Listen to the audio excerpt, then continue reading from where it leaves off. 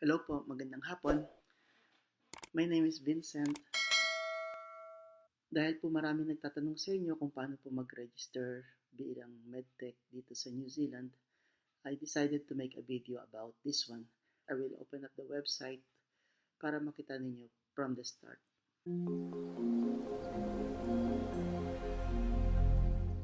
MLSC. Yan natin. Yeah.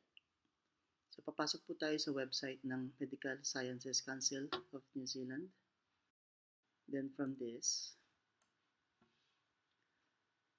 pupunta po tayo sa scroll down.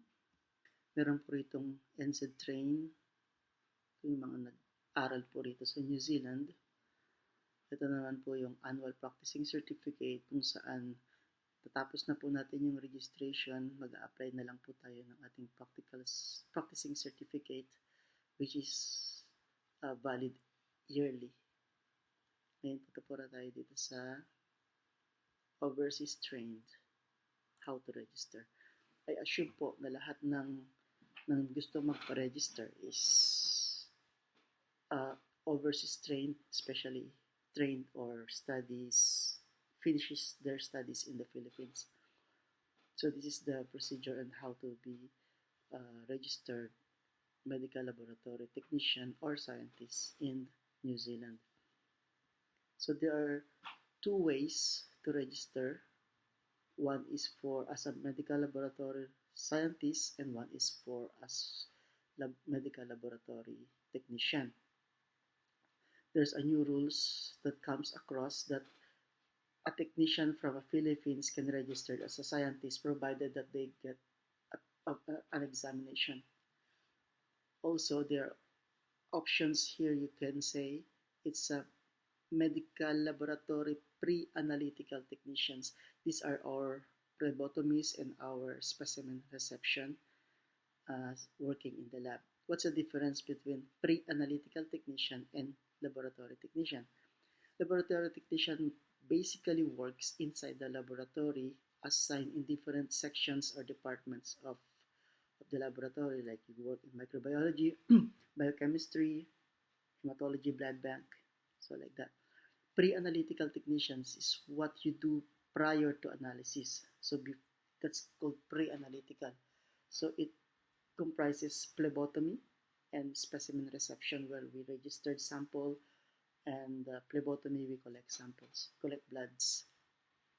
Now I will focus first on overseas trained registration as a medical laboratory technician, because most of us graduate in the Philippines, working in the Philippines or experience in the Philippines, an experience from phlebotomy area and then going to specimen reception area and then go to the laboratory area to process our samples. So this is what we usually do, and we call ourselves in the Philippines as generalist. So in overseas trained registration and laboratory technician, it says if you hold an overseas qualification in medical laboratory science or equivalent, meaning our Bachelor of Science in Medical Technology, or lately meron ng BMLS or Bachelor of Medical Laboratory Science sa Pilipinas, are all equivalent sa New Zealand qualification as medical laboratory technician. So we can apply for the registration. Provisional registration and supervision period. So after the registration, you will be given a provisional registration. This provisional registration, usually it takes 3 months, 6 months, up to 1 year. We need a supervisor to look ourselves. So the purpose is to allow for familiarization of New Zealand healthcare environment. Okay, if you obtain registration, you will be required for supervised by a registered laboratory scientist in an approved registered healthcare. What do you mean by approved registered healthcare? Approved registered healthcare are those laboratory or hospitals that are certified by our accreditation body. In New Zealand, we call this International Accreditation New Zealand, or IANZ. And IANZ follows the standards of ISO, 15189. So if your period of provisional registration is more than 6 months, your supervisor may be required to provide a conceal with the interim progress reports. So registration time frame. Most of us are asking how much time do we need to wait for the registration to finish. As it is clearly mentioned there, after the payment, it will take up to 12 weeks to process. To apply for registration, please provide the following. Now, this is the most commonly, frequently asked questions in our group, registration requirements. And most of them are not clearly stated. So let's go one by one. Qualification. You click plus. Qualification says a certified copy of your qualification. This may be referred to as your diploma or degree. A photocopy may be certified as a true copy by a solicitor, notary public, justice of peace, or an officer of the court. In our case, in the Philippines, what we call is notarized. We can notarize it through a normal, notary public office. So this includes your transcript of records and your diploma. So this only comprises your qualification. If you are in New Zealand and you bring these papers with you, in New Zealand we call justice of peace, wherein you bring your photocopy along with the original copy. You'll go to the person certifying that he saw the original copy as the true copy or true reference of the original. So something like that. So it's similar thing what happened in Philippines, where we do the notary public. It says it's an exact copy of the original. So that's qualification. Next is your evidence of study. So are they the same? Most likely they are the same. First qualification is diploma or the degree. Yeah. The evidence of study is academic transcript of records. The medical laboratory science course from the training institution where your course of study was undertaken. So includes list of subjects taken, grades, marks obtained, and associated information of the grading system used. Usually in our transcript of record issued in the Philippines, this comprises all the information that is needed with these requirements. So you have your training institution, what name of the university or school you graduated, the course of study. On the second line of your transcript, it will say that you are BS Medical Laboratory Scientist or BS Medical Technician graduate. And also that includes the list of subjects you've taken. From that transcript, you have the subjects, you have the grades, and at the bottom of your transcript, there is what we call the grading system used. Usually in the Philippines, we have grading system 1, 2, 3 with equivalent of 100%, 95%, 88%, depends on your grade. So that's how we call it 1, 2, 3, and 5 for failed subjects. So that's easy. That's transcript of record basically. Next is academic syllabus or curriculum. Academic syllabus is different from transcript in such a way that this includes the specific description of the subject. It's called subject description in some of the university. When you ask for them, you would ask for them, can I ask for a subject descriptions? So it will details the content of each subject and how many hours are required for each subject to finish. Okay? So I think it's clear for you, academic syllabus or called curriculum. If applicable, a copy of your clinical logbook detailing your laboratory procedure completed during clinical components of qualification. I mean, I don't have this during my time. I don't know if you have those things at your time or currently having their clinical logbook qualification. This is what we call in internships logbook. I mean, we don't have that, and let's just say it's only if applicable. Next is character and experience. 2 certificates of standing and experience, 1 personal and 1 professional, completed by person unrelated to you. This could be your teacher, employer, whoever that is not related to you, but that is a professional referee or reference that will give you information about your work as a medical laboratory scientist or technician. So you need two of those, standing and experience. At the end of this, I think there is one documents, so it's in here, certificate of standing and experience. You download that, click that. So this is the pattern of for certification of standing and experience. It has to be completed by a registered medical laboratory scientist, or your laboratory employer, or the person who has known you for a year or more that is not related to you.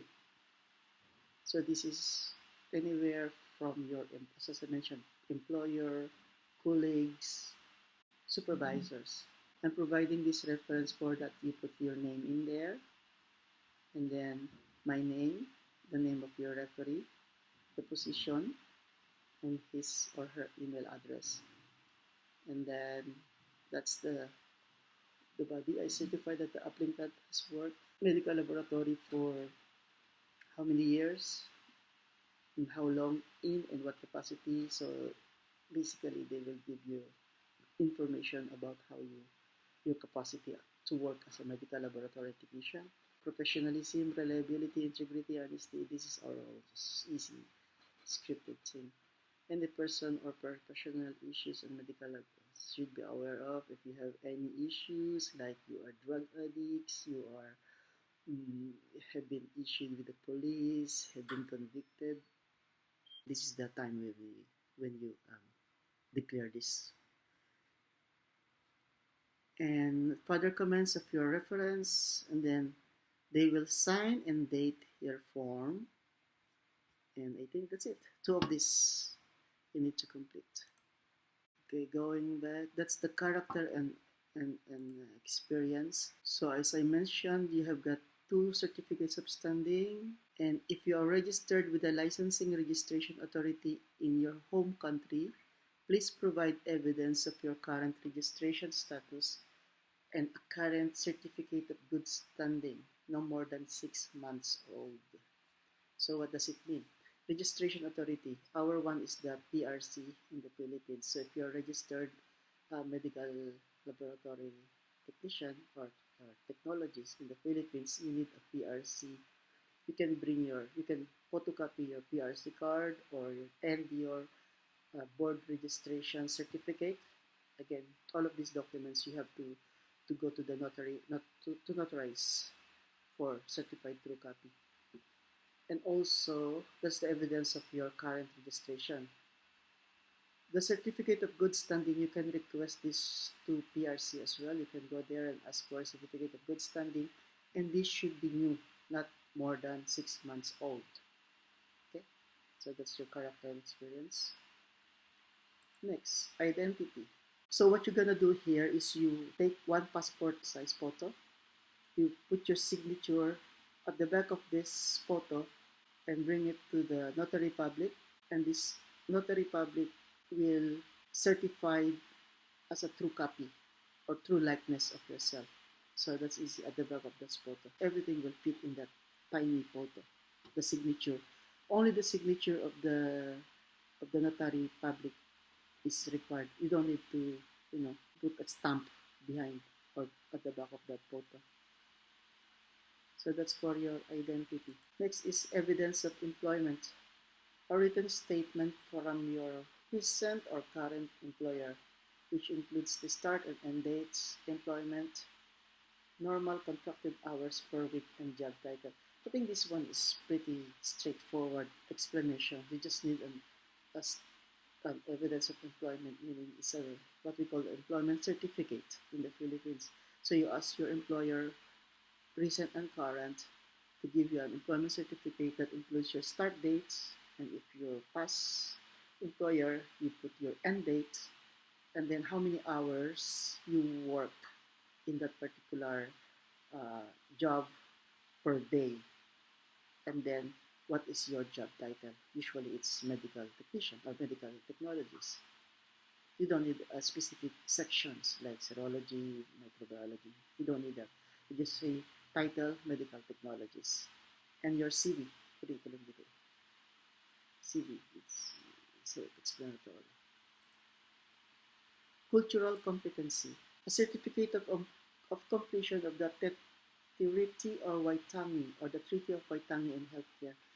So if you click this website, it will bring you to, it's a short online training or course that you have to finish, you have to complete, read. So this is trainers in Maori Health. So these are the courses. This is what they need. The Treaty of Waitangi in Healthcare. And then you have to register. I think there's a payment that you have to do. So these are the course information. You have to finish the 5 modules. It will take around 10 hours to complete. Depends on your knowledge. And it says this equates to 1 CPD points. In New Zealand, we have CPD or the Continuous Professional Development Points to achieve every year for the renewal of our annual practicing certificate. This course requires an audio and video capability because you will have to listen to the video materials that is presented on the course. Also, you can download your certificate once you completed all the assessments. So there is somehow an assessment after all the courses. So yeah, just read along. I myself didn't have to do this during my time, so this is quite new to me. So as long as you follow what's in there, anything that you need information will be there. So there's a one-off payment. Then you pay, I think it's $99. You sign up. You put your email address, confirm your address, your first name, details and everything. And then this is what you have to pay, $99, New Zealand dollars. And you buy, and then it will put you in a website to start your course. So after you finish your cultural competency, you pay the payment, read the course, watch the video, take the necessary exams that is required. And then they will give you a certificate online. You can print that out, so it will be part of your requirements. English language. This is also the common questions that I usually receive. What are the English language requirements? It can be TOEFL, can it be some other thing? The answer is no. It has to be IELTS only. All registration applicants must meet the Council's English language requirements. So you have to be required to sit or have an IELTS examination, and then your results. Then we go to the English language policy. Policy guidelines, English language proficiency. So this is IELTS. I will not go all the details of this one. I'll just have to have patches of readouts for you to see and to explain whatever might be confusing the instruction. So policy overview, this is what you know. English language proficiency. I don't need to tell you that. So the Council has identified 4 pathways for registration to demonstrate your proficiency. Are you graduated from a New Zealand Council accredited program? The answer is no. If you're graduated from the Philippines, is the English your first language in the primary qualification? So most of this before when we started the registration, I don't need to take English language exam because I fall under this category. Sinabi ko lang na yung English ay medium of instruction in my university. So that's enough for them. I mean, my university produced a letter that medium of instruction taught in that university is in English. So nowadays they change it. So they remove Philippines under the list. So yeah. So from this educational institution, unfortunately, Philippines is not one of them. So maybe we fall under this one. And what we have here is they meet the required standards of council-approved English language test. So English language test should be an IELTS academic band. You have to have a minimum score of 7 in each of the 3 sub-tests of listening, reading, and speaking, and a minimum of 6.5 in writing. The result is achieved in one sitting, and IELTS results were achieved within 2 years immediately prior to their registration to application. So IELTS is only valid for 2 years. Next, criminal conviction. A criminal conviction notice that is no more than 6 months from each country you have lived and worked in for 12 months. So if you are living and working in the Philippines for a period of 1 year, you need an NBI clearance for the purpose of registration. NBI clearance, this is how we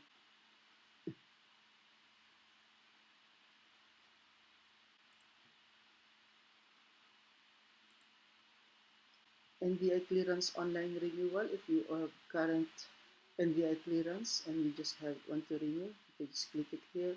And I think there should be a purpose on where you're gonna use it. During my time, there is a purpose. I use it for registration New Zealand purposes. But in nowadays, I don't know. So yeah, so that's your criminal conviction, fee payment. Your last one. You must pay the required fee when you submit your application. No refund will be given if your application is unsuccessful. I haven't heard anyone who registered as a medical laboratory technician that is unsuccessful, luckily. As long as you complete your requirements, as long as you are a genuine graduate of BS MedTech in the Philippines, as long as you are working in a certain field, I don't think they will fail you. Also, another question is the experience requirement. As you can notice, they didn't mention any experience, a number of years experience required. Uh, so to be safe, just make it 1 year experience, laboratory experience. So let's go to the documents. Supervisor's progress report. You don't need this. Then going back to academic syllabus requirements. This is how your academic syllabus or curriculum requirement should look like. The title of qualification, name, and then this is the general outline. So you have to have a year, how many years you finish your course, that's 4-year course, or number of years it takes to gain the qualification, that's 4-year course. The years the curriculum information relates to, identification of compulsory and optional subjects, and how students gain clinical experience. Individual course prescriptions of learning outcomes include subject names, the topics studied in each subject area. For example, you studied in microbiology, so that's the subject name, Micro 101, Micro 2, Micro 3, and then the learning outcomes. After that, you will notice that in microbiology, there's a description on what you actually study in Micro 1 or Micro 2. For example, in Micro 1, we study gram negatives and GPCs only, and the learning outcome on how students are able to benefit from this course. So what are the outcomes? What will you gonna learn after you finish the course? And of course, the number of hours or credits, or in Philippines, we use units. How many units are we required to study the entire program? Apart from that, you have to have a description of the clinical components, your internship. For example, during your internship, your clinical work experience, your tutorials, time spent in clinical practice, and record of clinical work. So these internship certificates should include the following. Description of how the program assesses the student's clinical competency. What you can do is you can ask for your university for an academic syllabus. You can give them the list. You can give them this paper, and you have to make sure that this information are included in the academic syllabus that your university is given. On my experience, once I requested for the academic syllabus, what they only includes are the list of subjects, and then beside it, may mga units, how many units per subject, and then below that, there is a course description on what specific topics are discussed in this particular subject. For example, as I mentioned before, microbiology 1 or chemistry 1, all you have to do is inorganic chemistry. Yeah, we have chemistry 2, organic chemistry, or chemistry 3, the analytical chemistry. So these are the things that you have to know, to be included in your papers. So these are the fees that you have to know. So I think this is the only thing that we have to check this one. For registration, it's just more or less 600 New Zealand dollars. And I think that's it. So we covered the overseas trained registration for medical laboratory technician. Maybe in the next video, I will discuss the other registration procedures like for the scientist and pre-analytical technician, but more or less they are almost the same. And also the common question that I receive is how are we going to send the documents? So pwede po natin siyang ipadala through courier if that's our option, or we can send it through online as long as your scanned copy has to be a certified true copy na notarized yung signature, may sign ng notary public. In the Philippines, if you are in New Zealand, if you are doing that in New Zealand, we have what we call the Justice of Peace. Basically, that's it. If you have any questions, you put your comment down below. And if you want more videos to come, maybe you can subscribe to this channel, so I will upload more videos regarding registrations and some issues, or how are you able to come here in New Zealand working as a medical laboratory technologist or technician. Okay, see you. Bye.